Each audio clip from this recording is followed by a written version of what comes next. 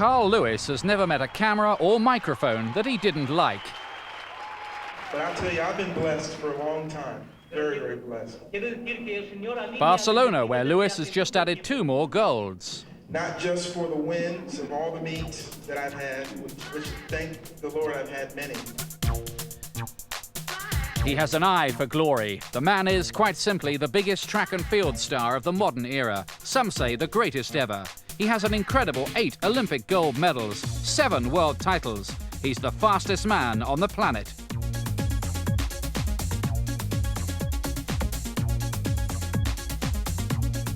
In the long jump, he went unbeaten for 10 years, though Bob Beeman's world record eluded him.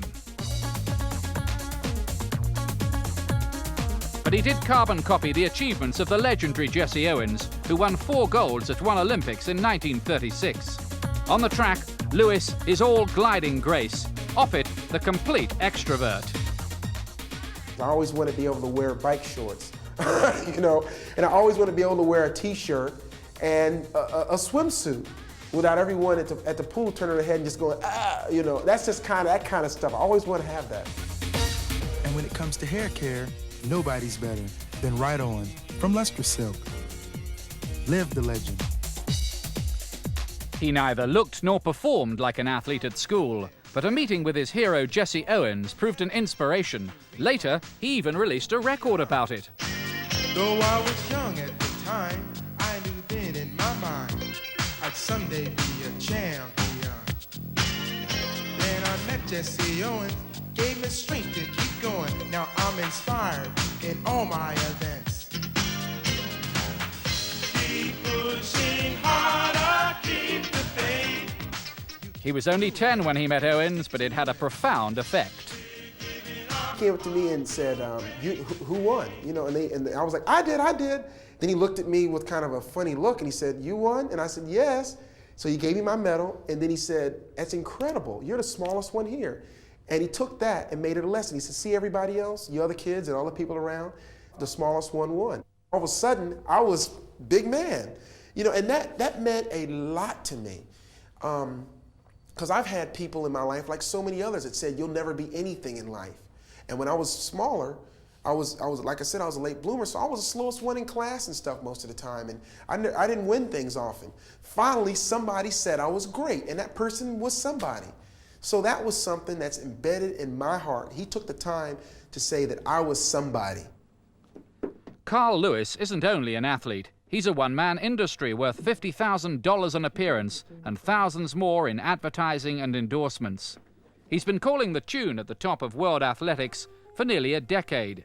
His brilliance was first on display in 1983, so by the time of the spectacular opening to the Los Angeles Olympics of '84, he was being tipped to win 4 golds, just like Owens had done. Ladies and gentlemen, welcome to the Games of the 23rd Olympiad at Los Angeles. Lewis delivered. The 4th gold came on the anchor leg for the American sprint relay team. They called him the New Owens. Earlier, producing his characteristic late surge, he'd run away with the 100 meters. In fact, he's run under 10 seconds more times than anyone in history. No one could touch him in the long jump or the 200-meter final either.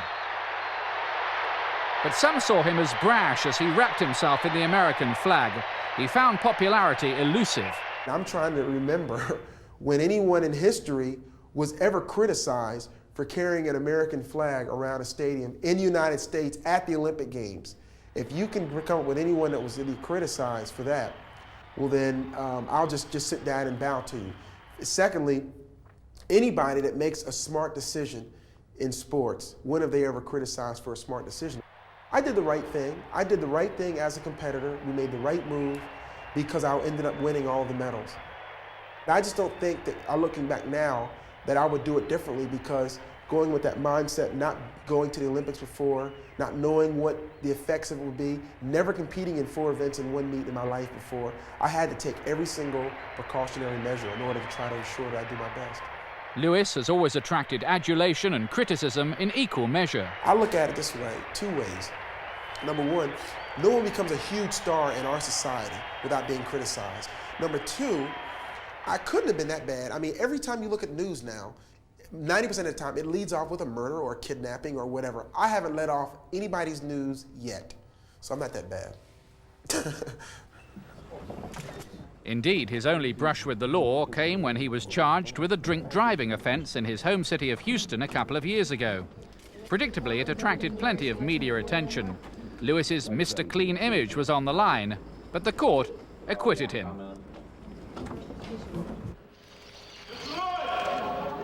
Off the track, he's tried all sorts of things. He has his own fashion business and models some of the outfits himself on the catwalk.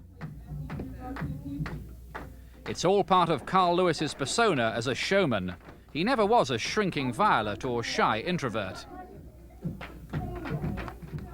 And after training with his Santa Monica teammates, he calls into his shop in Houston, where some of the T-shirts carry reminders of Lewis's stance against drugs in athletics. He's been very outspoken on the subject, and even named Ben Johnson as a drug taker before the man was exposed. This is a no pain, no Spain shirt, which is very popular because of the Olympic Games being in Barcelona. This is a shirt that's kind of fitting. We saw it and we picked it up, and most of the things we make, but this one we just couldn't let go. We had to carry this line. We were very interested in it. Kind of stands for what we stand for. People who know me here know I would never take drugs. Johnson and Lewis, big rivals. I think if there's a stand that's going to help our sport, well, then we have to make that stand. I can't wait until I have children and I'm sitting back as a 40 or 50-year-old man saying, that's my son, going after my records. But is he going to have to take drugs to compete? I mean, that's something that we're getting to, and that's an issue we have to address. And that's why I think it's such a strong point in order to fight it. The race that shamed Ben Johnson and shocked the world. He beats Carl Lewis to the Olympic gold medal in 1988, but then he's exposed as a drug cheat. The urine sample of Ben Johnson, Canada, was found to contain the metabolites of a banned substance, namely stanozolol. We received back Ben's gold medal from him, and we had at that time the unfortunate task of removing Ben from the Canadian team. Ben is now en route back home. He was cheating. A lot of people knew it. A lot of people accepted it. A lot of people endorsed it. And I knew that I could beat him, even on the drugs. That's the attitude I had in '88. I went in, and I think I proved that attitude in Zurich because we had a match race set, and I said, look, let's get on the track and run. Let's mix it up. And I did that, and I ran 9.93 and defeated him, and then he had to go back and go back to the drawing board. So here I am, the clean athlete, and I had the person that was on drugs regrouping just 6 weeks before the Olympics. Lewis received Johnson's gold and leapt to a second successive Olympic long jump title. He landed a part in films, but as an actor, well, he was a pretty good athlete.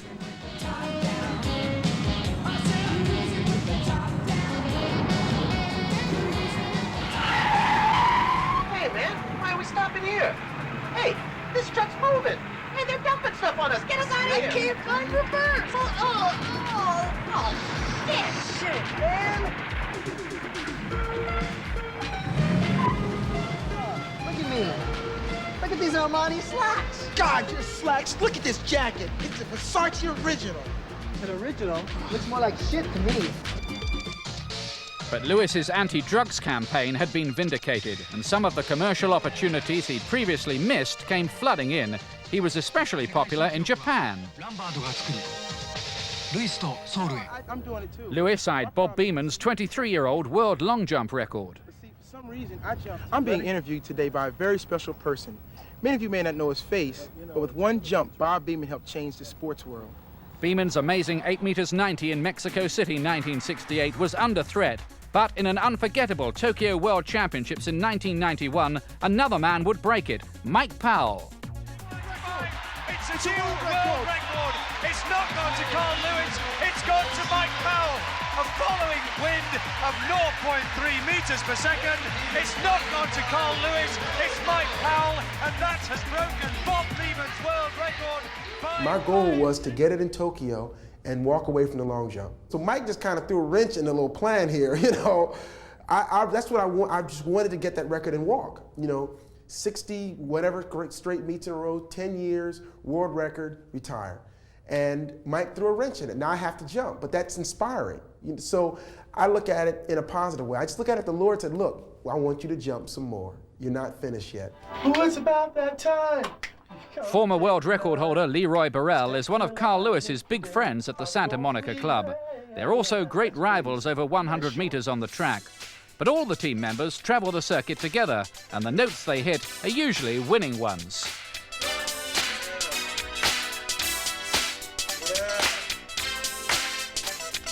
Olympic 200-meter champ Mike Marsh, another of the stars of Santa Monica. Our relationship is simple and at the same time complicated. I don't really foresee any changes, and I don't see any reason why our relationship should change, because it's fruitful and it's productive, and I think it's beneficial for both of us. I don't think I would run as fast as I do if there wasn't a Carl Lewis, and I don't think Carl would run as fast as he's run if there wasn't a LEROY Burrell.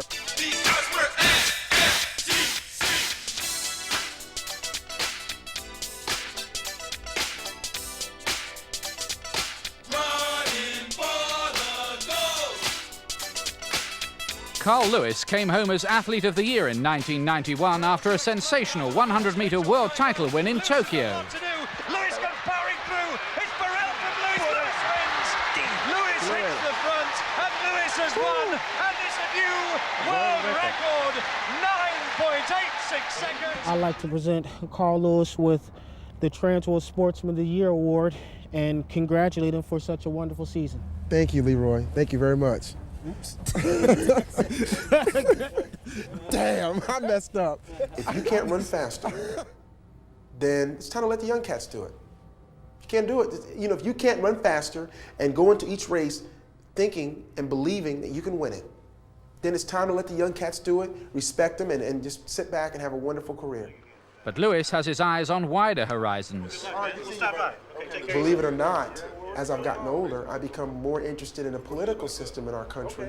Politics is a possibility because I'm tired of running my mouth and not doing anything about it. If I want to complain, do something. Go out and do something. Don't just sit back and say the government's doing this or my society's doing this. Go out and make a difference. Carl Lewis for president? He's won everything else. I had the ability to sit down and talk to the people that are hurting in the streets because I know them. Some of them are my cousins and family and friends. And then I've been able to sit down and talk to the presidents and the chancellors and the prime ministers at the same time. And very few of us have that diversity and are able to see it on a daily basis. I may see a person that I know is down and out today, and tomorrow I may see a president. God, look at these shoes. Hey, button it up. I just look up and say thank you because I'm doing the same thing I did at 6 and I'm making money. My God, it's great. And I just say, thank you for giving it to me. I'm going to have to just do it. I've had an incredible life. I've experienced so many things. And I'm just 30 years old. I have the experiences of most 50 or 60-year-olds, and I'm just 30. So I just take it in stride and keep going. And the legends of the track and pitch, pool and ring will run forever.